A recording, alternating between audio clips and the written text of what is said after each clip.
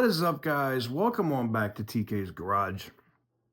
I had no plans of making any more videos for 2024, but as I was able to confirm this information through 4 different sources today, I had to bring it to you. There are so many workers that are in Toledo that came from Belvidere, people that are working at Warren and other places that came from Belvidere, and everybody has been wondering, when is Belvidere going to reopen? Well, it looks like Stellantis is going to do an announcement towards the end of January, beginning of February, on products that are coming to Belvidere. After having an extensive conversation with the incoming Trump administration, and this is John Elkin directly, they're going to reopen Belvidere, finally. Now, I've had people also ask me what's going on with Brampton, and unfortunately, for our brothers and sisters to the north, unless that happens to become the 51st state, I'm just kidding. I'm kidding. I know it's a joke, but I'm kidding. It doesn't look like Brampton's going to ever reopen, at least not as a Stellantis facility. I know that they said that they were retooling, but if you're around Brampton and you've been there, you notice there's been no activity. It's completely closed. All the property around that has been being sold. And the same commercial agents that sold the 2 parcels in the back have been showing the factory. And the only reason why I know this is because they had reached out to me directly, and I was like, because anybody could reach out to you and say, hey, we have information on this, da-da-da. I'm like, cool story, bro. Like, you got to send me something to verify this. And then being able to look up, those, you can get those records to see, like, is this agent, like, for real? Did they actually work on these other commercial real estate deals? And yes. So it looks like they're probably going to sell Brampton. And it's probably going to be to another multinational corporation. So it's not all bad for Brampton, but it just doesn't look like they're going to be retooling to make Jeeps and other EVs out of Brampton anytime soon. And if not, they don't announce that they sell it. Now, getting back to Belvidere, I think this is going to fit into the small truck segment, maybe Jeep Compass, smaller Jeep. I don't think everybody thinks it's going to be EV stuff, but then it's also the Wagoneer S, which is currently manufactured in Mexico, is going to also have to come back to the US. But being that's on the large platform like the Charger, if anything, I feel that the incoming administration probably works out a deal with Canada before they do with Mexico.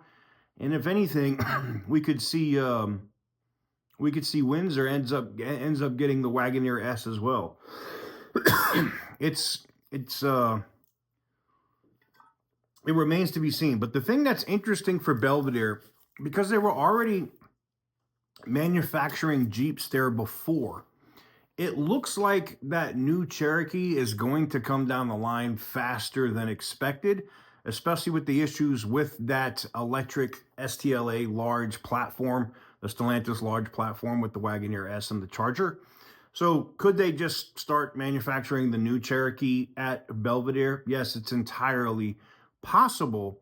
But I think what happens there is they need to move truck manufacturing back from Mexico. They know, they're looking at the numbers, and they know how seriously expensive it's going to be to import those trucks, those 2500s, those 3500s, all those heavy duty trucks into the United States. It's not going to work for them.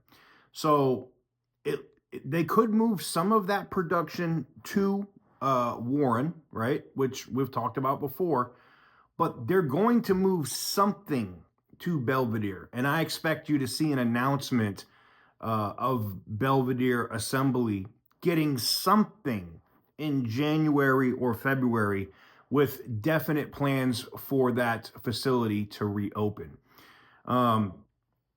Just seeing the internal communications that have been going on there and seeing that they've had an extensive conversation with the incoming presidential administration in the Trump administration, it doesn't surprise me to see that Belvidere is probably going to be on the list of priorities of first things that happen. Outside of the massive amount of tariffs, which right now are at 25% on Stellantis when they come in day one. So you also noticing, and I don't know if for you guys that work at Saltillo or whatever down there in Mexico, they've been ramping up. They are manufacturing as many 2500s and 3500s that they could get out and get done so they could get those in before those tariffs come into effect in less than a month. So it'll be interesting to see what happens, because once that amount of trucks, once that batch that they're bringing in now, and it also includes Hellcat engines stuff for the Durango and the upcoming Ram Hellcat trucks. Once that batch of stuff is gone, it's either pay that massive 25% tariff, which is not tenable. They're not going to be able to sustain that and be competitive with Ford and GM, or you bring it home and they have the perfect place. Now, it's not gonna, this is the thing, and I already see the comments, oh, TK, they can't just open Brampton. I mean, they just can't open Belvidere in February. It's not going to happen. Duh. They have to retool that facility. I'm not stupid. Like, we know that. It could take up to a year. And there could be a deal in place that will, this is where the news comes in, because they've been talking with the administration. They could put a deal in place that allows them to continue to import those trucks from Mexico if they open Belvidere by a set date and bring those jobs back to America. There's your news. And it's interesting to me, and I don't have a dog in that hunt politically. I really don't care. But it's just funny to me when I see the UAW current president talking about the incoming U.S. president and saying, oh, this guy is going to destroy jobs. And what I can see so far, whether he's anti-union or not, he's bringing jobs back to the UAW. Interesting. Let me know what you guys think in the comment section down below. Give the video a big thumbs up if you like what I do. Hit the subscribe button if you haven't already. I hope you all have an amazing and a happy new year, and I'll see you guys in 2025.